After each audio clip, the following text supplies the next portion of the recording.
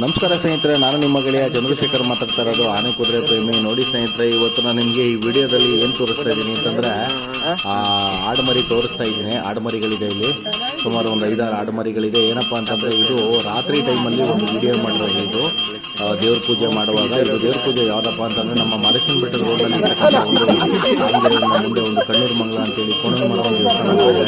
Actually ಅದು ನಮ್ಮ ಮನೆ ದೇವರು ಸ್ನೇಹಿತರೆ. ಆ ಮನೆ ದೇವರಿಗೆ ನಮ್ಮ ಊರಿನಲ್ಲಿ ಒಂದು ಪೂಜೆ ಮಾಡಿ ಒಂದು ಮರಿನ ಅರ್ಪಿಸ್ತಾ ಇದ್ದಾರೆ.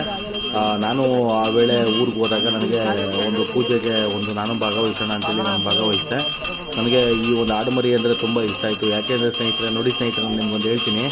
ಈ ಆಡುಮರಿಗೆ ಕತ್ತಿಗೆ ಹೂನಾರ ಹಾಕಿ ದೇವ್ರಿಗೆ ಇವತ್ತು ನನ್ನ ಬಲಿ ಕೊಡ್ತಾ ಇದ್ದಾರೆ ಅಂತ ಗೊತ್ತಿಲ್ಲ. ಆದರೂ ಅದ್ರ ಪಾಡಿಗೆ ಅದು ಆಟ ಆಡ್ಕೊಂಡು ಮೇವು ಮಾಡ್ಕೊಂಡು ಚೆನ್ನಾಗಿದೆ. ಇದು ನೋಡಿ ಏನನ್ಸುತ್ತೆ ಅಂದರೆ, ಮುಗ್ಧ ಪ್ರಾಣಿಗಳಿಗೆ ಏನೂ ಗೊತ್ತಾಗಲ್ಲ, ಆದರೆ ನಾವು ಪ್ರಾಣಿಗಳನ್ನು ಯಾವ ಥರ ಯೂಸ್ ಮಾಡ್ಕೋತಾ ಇದ್ದೀವಿ ಅಂತ.